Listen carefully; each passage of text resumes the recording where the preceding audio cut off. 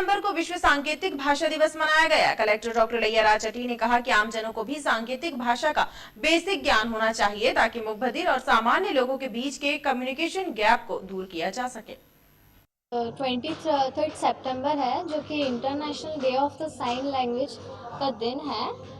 Collectorate में सांकेतिक भाषा दिवस मनाया गया। समाज सेवियों ने आमजनों को साइन लैंग्वेज की बेसिक जानकारियां दी और मूक बधिरों से जीवंत संवाद बनाए रखने का आह्वान किया। संयुक्त राष्ट्र द्वारा संपूर्ण विश्व में सांकेतिक भाषा में एकरूपता एवं समानता लाने के लिए जो कदम उठाया है उनसे इस भाषा के प्रचार प्रसार को बल मिला है। कुछ इश्यू सामने आए हैं। वो लोग जब रोड पे जाते हैं तो उनका व्हीकल के पीछे उनका एक सिंबल होता है कि डेफ पर्सन आगे जा रहा है। सो इसको लोगों को समझ में आना चाहिए कि सो दैट वहाँ उनको दोनों को एक अंडरस्टैंडिंग में वो लोग रोड पे बहुत अच्छे ट्रैवल कर सकते हैं। जैसे आरटीओ ऑफिस में कोई और इशू लाइसेंस इशू है उसको हम लोग रिजॉल्व करेंगे। उनके जॉब में एम्प्लॉयमेंट में प्रॉब्लम है, रोजगार में प्रॉब्लम है।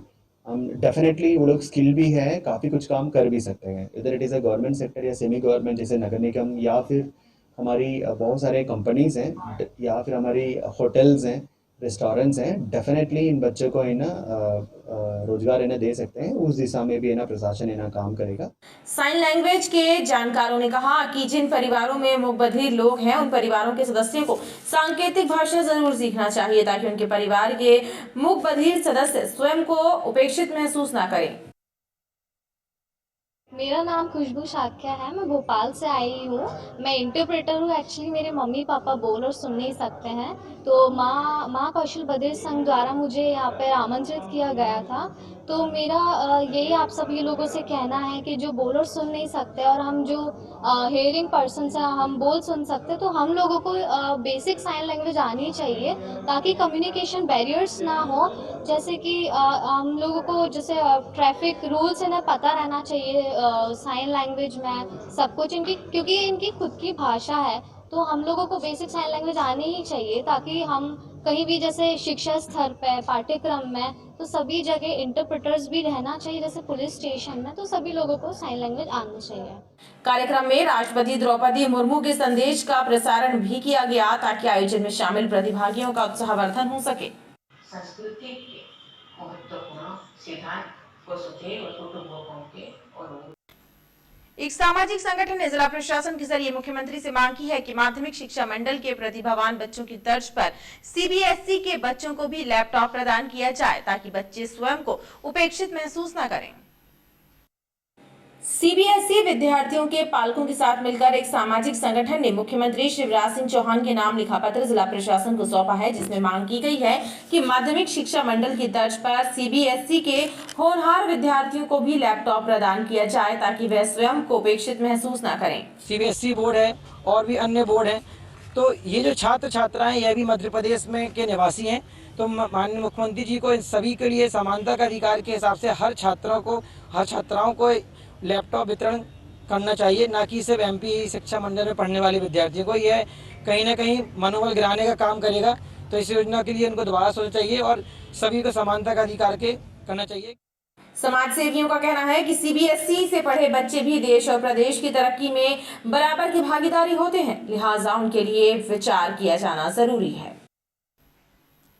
रेप के आरोपी भाजपा नेता शशिकांत सोनी की शीघ्र गिरफ्तारी और सख्त कार्यवाही की मांग उठने लगी है। कांग्रेस महिला पीड़न निवारण प्रकोष्ठ ने पुलिस कप्तान सिद्धार्थ बहुगुणा को पत्र सौंपकर कार्यवाही की मांग की है। कांग्रेस महिला पीड़न निवारण प्रकोष्ठ के सदस्यों ने पुलिस प्रशासन से मांग की है कि दुराचार के आरोपी शशिकांत सोनी को जल्द गिरफ्तार कर सख्त कार्यवाही की जाए। साथ ही पता लगाया जाए कि नौकरी का झांसा देकर असमत लूटने के आरोपी शशिकांत सोनी ने और कितनी महिलाओं के साथ फरेब किया है।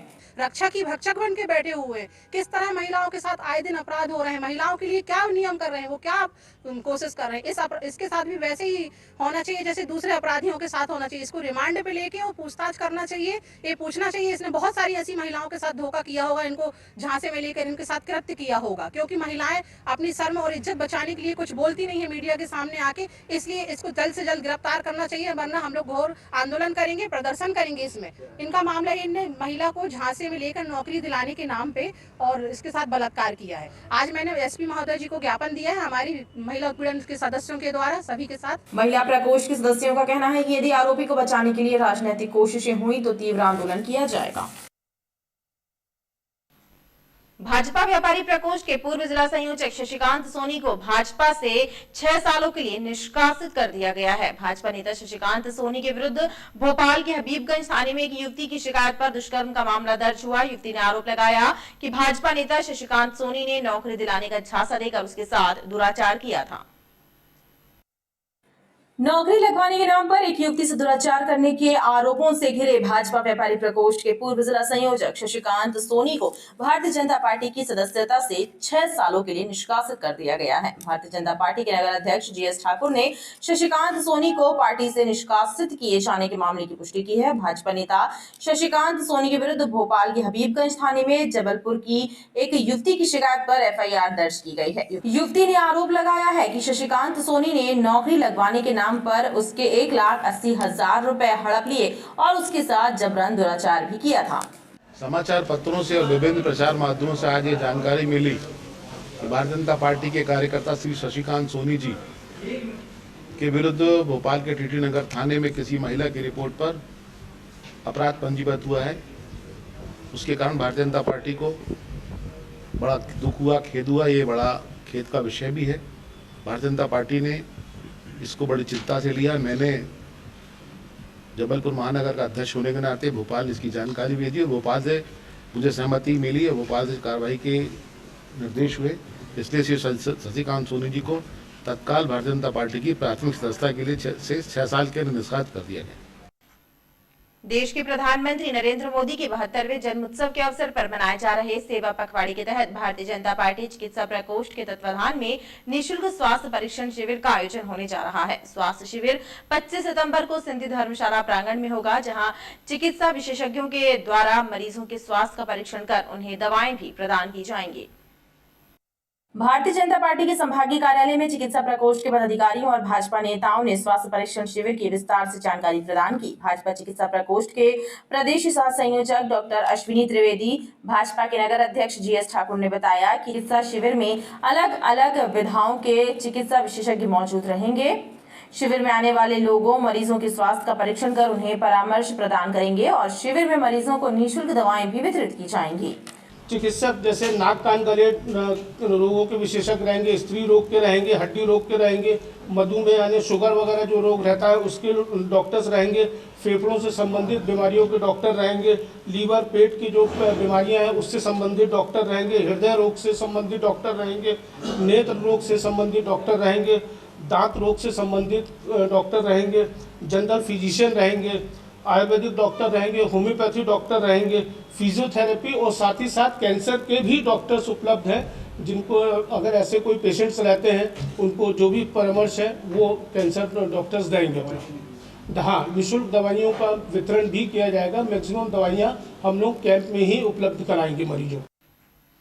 भ्रष्टाचार के आरोपों से घिरे बिशप PC सिंह के सबसे करीबी राजदार सुरेश जैकब को EOW का नोटिस तामील हो गया है। ऐसा कहा जा रहा है कि सोमवार को सुरेश जैकब कार्यालय पहुंचकर बयान दर्ज करा सकते हैं, जिसके बाद इस मामले से जुड़े और भी कई राज उजागर हो सकते हैं।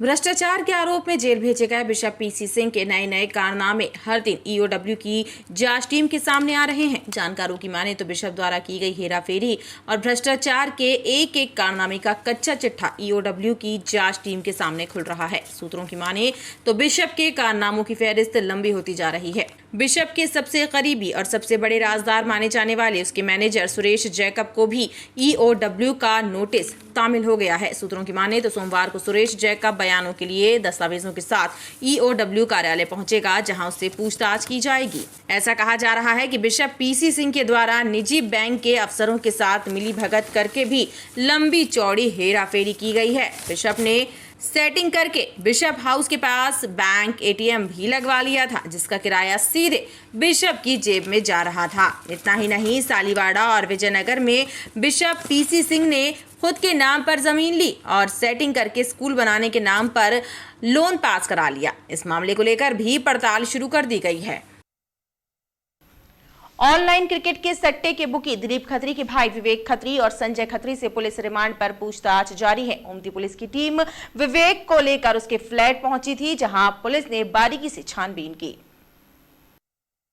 क्रिकेट के ऑनलाइन सट्टे के कारोबार करने वाले दिलीप खत्री के भाई संजय खत्री और विवेक खत्री से पुलिस रिमांड पर पूछताछ की जा रही है। पुलिस ने दोनों को 3 दिन की रिमांड पर लिया हुआ है। ओमती पुलिस की टीम विवेक खत्री को लेकर उसके बराड़ रोड स्थित फ्लैट पर भी पहुंची थी, जहां पुलिस ने ये पता लगाने का प्रयास किया कि फरारी के दौरान विवेक कब और कितनी बार यहां आया। इस संबंध में विवेक के परिवारजनों और आसपास के लोगों से भी जानकारी जुटाने का प्रयास किया गया। पुलिस ने विवेक खत्री के घर की सर्चिंग भी की और प्रकरण से संबंधित साक्ष्य और सबूत जुटाने के प्रयास किए। विवेक के बाद अब पुलिस की टीम आरोपी संजय खत्री के घर की सर्चिंग कर सकती है।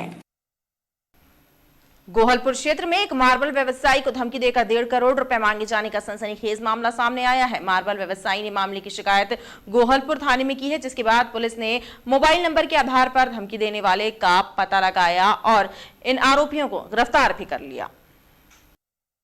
गोहलपुर थाना क्षेत्र में मार्बल का व्यवसाय करने वाले रमजान खान नामक मार्बल व्यवसायी को मोबाइल पर जान से मार देने की धमकी देकर 1.5 करोड़ की मांग करने का सनसनीखेज मामला सामने आया है। धमकी मिलने के बाद मार्बल व्यवसायी गोहलपुर थाने पहुंचा और FIR दर्ज कराई, जिसके बाद मामले की पड़ताल में पुलिस जुट गई और साइबर सेल की मदद से धमकी देने वाले 3 आरोपियों सरताज खान, अदनान और नौशाद को गिरफ्तार किया गया। इनसे पुलिस ने मोबाइल भी जब्त किया है। इसमें ये क्लियर हुआ कि इसमें नौशाद नाम का व्यक्ति है, जिसने ये अवैध रूप से ये कॉल किया था, अवैध वसूली करने का प्रयास किया। तो इस घटना में इन तीनों जो आरोपी जो शामिल थे, नौशाद, अदनान खान और शब्बू उर्फ सरताज खान, इन तीनों को गिरफ्तार कर लिया गया है और आगे वैधानिक कार्रवाई की जा रही है। पुलिस आरोपियों के आपराधिक रिकॉर्ड का भी पता लगा रही है। शेयर मार्केट में रुपए निवेश करने के नाम पर 2 ठगों ने एक युवक को अपने जाल में फंसाया और फिर 20 लाख रुपए से ज्यादा की ठगी करते हुए फरार हो गए। मामले में ओमती पुलिस ने धोखाधड़ी सहित अन्य धाराओं के तहत FIR दर्ज की है। संजीवनी नगर थाना क्षेत्र में रहने वाले एक डायग्नोस्टिक सेंटर के कर्मचारी को 2 ठगों ने लाखों रुपए का चूना लगा दिया। अब दोनों ठग फरार हैं। ओमती पुलिस ने अभिषेक की रिपोर्ट पर धोखाधड़ी सहित अन्य धाराओं के तहत प्रकरण दर्ज किया है। पुलिस से मिली जानकारी के मुताबिक अभिषेक को शेयर मार्केट में रुपए निवेश करने और अधिक फायदा कमाने का लालच देकर विजयनगर निवासी आनंद शुक्ला और उसके साथ ही गोटेगांव निवासी अभिषेक साहू ने 20 लाख रुपए उससे ले लिए। लेकिन जब अभिषेक को कोई फायदा नहीं हुआ और वह दोनों की कंपनी स्वास्थ्य का इन्वेस्ट मार्ट पहुंचा तो उसे पता चला कि उसके नाम का अकाउंट खोला ही नहीं गया। अभिषेक ने जब दोनों से अपने रुपए वापस मांगे तो दोनों ने रुपए देने से इनकार कर दिया, जिसके बाद अभिषेक ने थाने में शिकायत दर्ज कराई और पुलिस ने शिकायत की जांच के बाद मामला दर्ज किया। विभिन्न जो कंपनियां हैं उनके शेयरों में पैसा लगाने के नाम पर इनसे 25 लाख रुपए लिए और इन दोनों ने वो 25 लाख रुपए अपने खाते में जमा करा लिए और इससे अपने खाते में जमा करा के उनके साथ धोखाधड़ी की गई है। यह शिकायत थाने में प्राप्त होने पर इसकी जांच की गई और जांच में ये बात सही पाए जाने पर दोनों ही के विरुद्ध अपराध धारा 420, 409 IPC का एक अपराध पंजीबद्ध किया गया है और आगे वैधानिक कार्रवाई की जा रही है। पुलिस अब पूरे मामले की विवेचना कर ठगों की तलाश कर रही है। तिलवारा थाना क्षेत्र लम्हेटा के नजदीक निर्माणाधीन श्रीराम हाइट्स में संदिग्ध हालातों में मजदूर महिला की मौत होने के मामले में पुलिस ने हत्या का प्रकरण दर्ज करते हुए महिला मजदूर की हत्या के जुर्म में उसके पति को गिरफ्तार कर लिया है। पुलिस के मुताबिक शराब के नशे में महिला के पति ने उससे मारपीट की थी, जिससे उसकी मौत हो गई थी।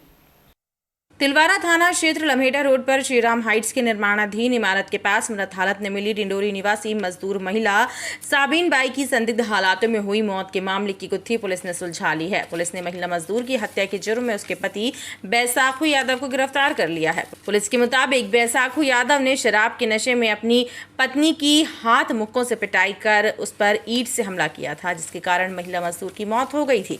पुलिस के मुताबिक मृतिका की पोस्टमार्टम रिपोर्ट और साक्ष्यों के कथनों के आधार पर मामले में हत्या का प्रकरण दर्ज कर आरोपी पति को गिरफ्तार किया गया है। पुलिस मामले की विवेचना कर रही है। खबरों का सिलसिला लगातार जारी रहेगा, आप देखते रहिए BTV न्यूज।